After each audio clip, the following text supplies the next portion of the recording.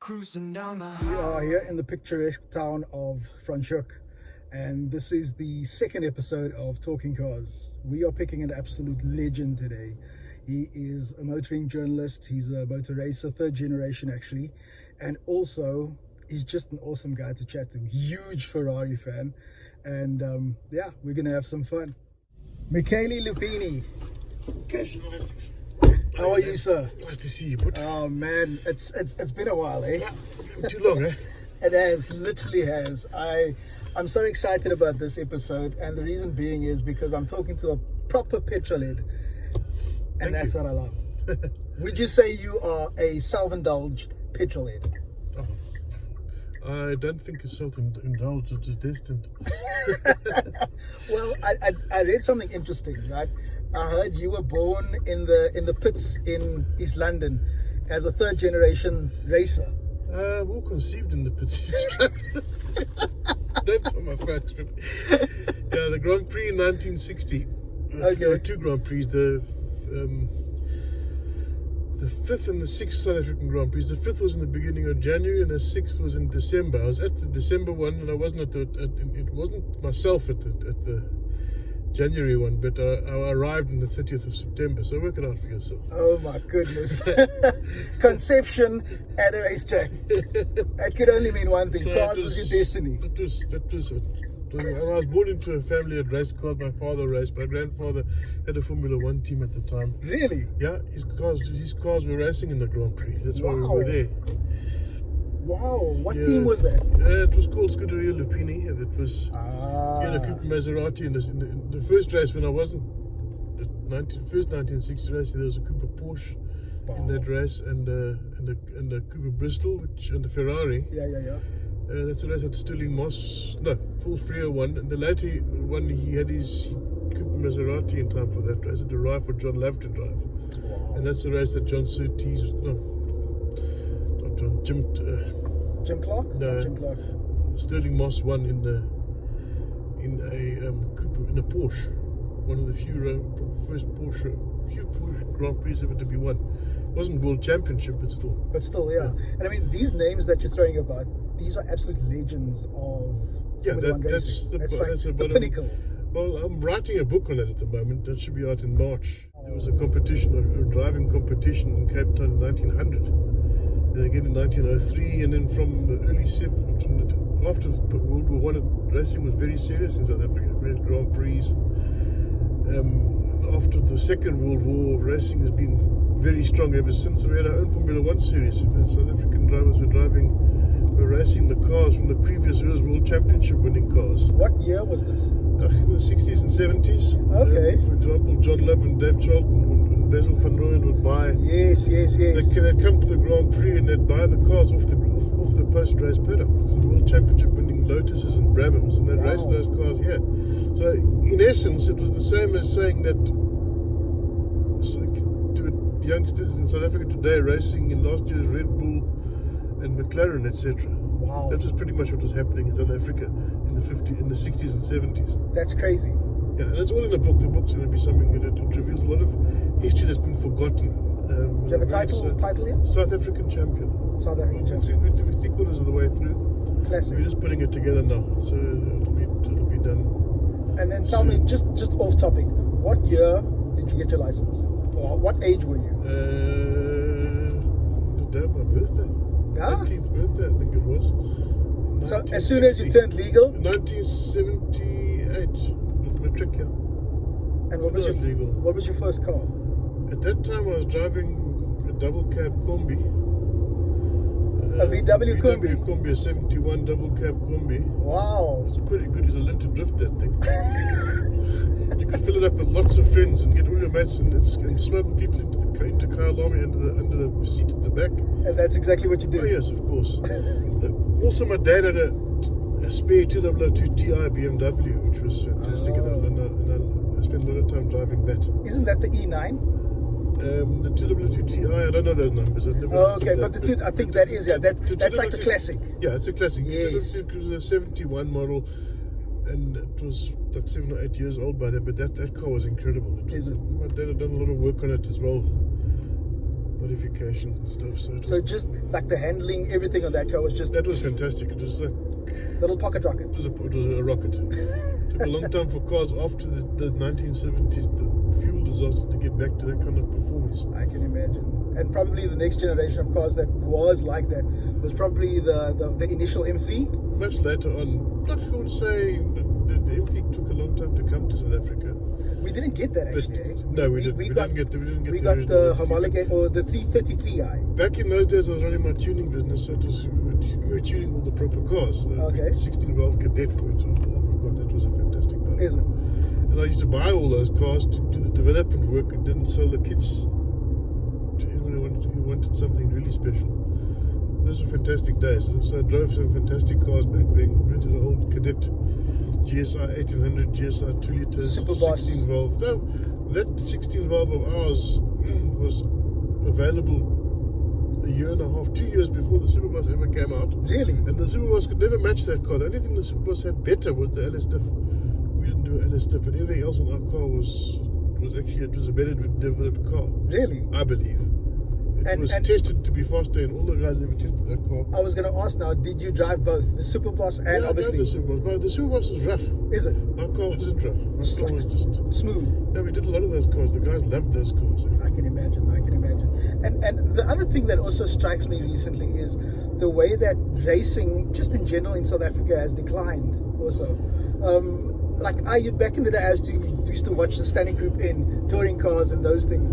And those were just amazing to I watch. disagree with you about the decline in motor racing. Yeah, it declined from when Formula One stopped and from the Atlantic stopped. Okay. We didn't have the single seaters anymore, but there's always been a consistent single seater championship, and right to today, Okay. they're still good at it. We've got Formula 1600, which is a very good junior formula. Is it? We don't have a senior formula in single seaters, but just Formula 1600 is very good.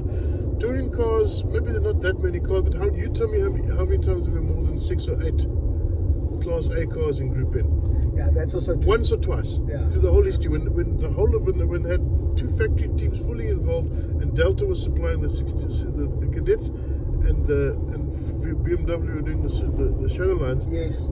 And at that point in time, if you got 9 cars, of which half were privateers, you were very lucky. Yeah. So this whole adage, there not enough super touring cars, is not a nonsense, because the top class is very strong with that many touring cars. You've got a very good second division. I actually wanted to get onto that because your son now, Giordano, he is a 4th generation racer and also a champion. Yeah, he won local championship. We didn't have the budget to complete a full Polo Cup championship, but when we raced, we generally won in the last year or two, which is fantastic. And we also raced in a very, very competitive season of Polo Cup. Polo Cup goes through phases where you get a bunch of young guys who are very good, and then you get a very good crop of guys. More recently, it's been a younger batch, but anybody who wins a Polo Cup championship is a very qualified driver. The technicalities of winning there are extreme. Well, that's going to change a bit next year because they're changing tyres. But what brand are they switching to? No, it's still Dunlop, but they're only got slicks, I believe. The Polo Cup delivered quite a few brilliant champions throughout the years. No, it was the Van Linders, Peppers, guys who've gone on to do fantastic things, winning the German touring cars and all over the world. Exactly. And the Van der Linde brothers are doing well, eh? Yeah, they're doing fantastic. They're doing very, very well. Sheldon's won a championship. Kelvin's almost won a championship twice already. Exactly. Jordan Pepper's doing fantastic things in overseas. Big topic, Formula One in South Africa. What do you think? Well, Formula One in South Africa, there's a lot of hype going around at the moment. But from what I understand, there are several people wanting to bid. Yeah. And most of them are of the mind that there has to be a bid, a local bid first. So if you want to run a Grand Prix, you need to come. The government more than likely has to put together a bidding process to choose the best of them. Yeah. So everything you see about people saying that a particular circuit is going for a Grand Prix, all that means is that they're spending the money to prepare that circuit to be ready for a bid. That's what I heard also about Kilame now, with private investors coming in. Yeah, so basically whoever it is spending the money there, there's plenty of money there anyway. Is it? They are preparing the circuit to be ready. That by no means says there's anything close to a bid. You've also got Rwanda, which is hosting the FIA conference or the FIA prize giving. I do believe so, yeah. Next It's week. not just So South Africa. they're in Yeah. pole position right now. It's not a Exactly. South African circuit that's looking to have an African Grand Prix. It's Rwanda. So Exactly. and there's nothing that makes us special that we're going to get picked before Rwanda. If they've got a proper process Exactly. and they've got the everything's money in and place. everything's in place, they're entitled to have a Grand Prix if they get the bid. Exactly. So in South Africa, there's several different parties looking to have a Grand Prix. So now everyone's waiting for Uncle Gayton to have a bidding process and then say, okay, fine, this is the guy, you've got the bid, Yeah. show us your credentials, and then go from there. Exactly. And then if they can't make it, we can get 2 or 3 others down the line that'll make it happen. So What do you there's no favourite for a South African Grand Prix, and there's no favourite for an African Grand Prix. But I think something's happening. You'll never see something in Africa. There Whether isn't it's here or in anything, Rwanda or in some as long Morocco, as yeah, also possible. exactly. Morocco's also in there. Morocco had Grand And they Prix previously back in the also, day. I was just about to say, yeah, back in the day they had F1 Grand Prix there. So I think it's an exciting time Yes, for Africans as a definitely. whole, because I mean we've never had a Formula One, well, in modern history, The last one was 92. and that was at Kailami. Yeah. yeah. And I think Senna, all of them, they all raced raced together. There's a very famous Paul Velasco, who was a very good photographer in South Africa back in the day.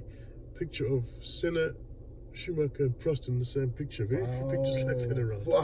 Wow, that's crazy.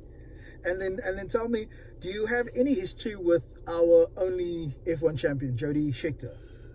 Besides, I had a time when I used to spend some time with Ferrari every time they came to South Africa, do timing from them. Because you are a big Ferrari fan. Yeah, beyond. And Jody was part of the team at that point in time, so I got to know him relatively well back then, but nothing in the modern realm. We are actually in a very picturesque part of South Africa. We are in Franschhoek, and Michele is fortunate to call it home as well. But we are standing at the top of Franschhoek Pass. And I know for a fact all the years of magazines that you've done and just journalism, etc., testing cars and so forth. You've had the privilege of taking many a car up here, probably. What has been your most favorite car just taking it up here? Remember I developed that Super Ute a couple of years ago. Oh, yeah. I used this pass extensively to test that car. Got to know the pass very well at the same time, but that was huge fun. You could drift that thing anywhere up here beautifully as long as there was no one coming. Let's just opposite say direction. it had a loose bum. We battled a bit with traction in that car, let's put it that way.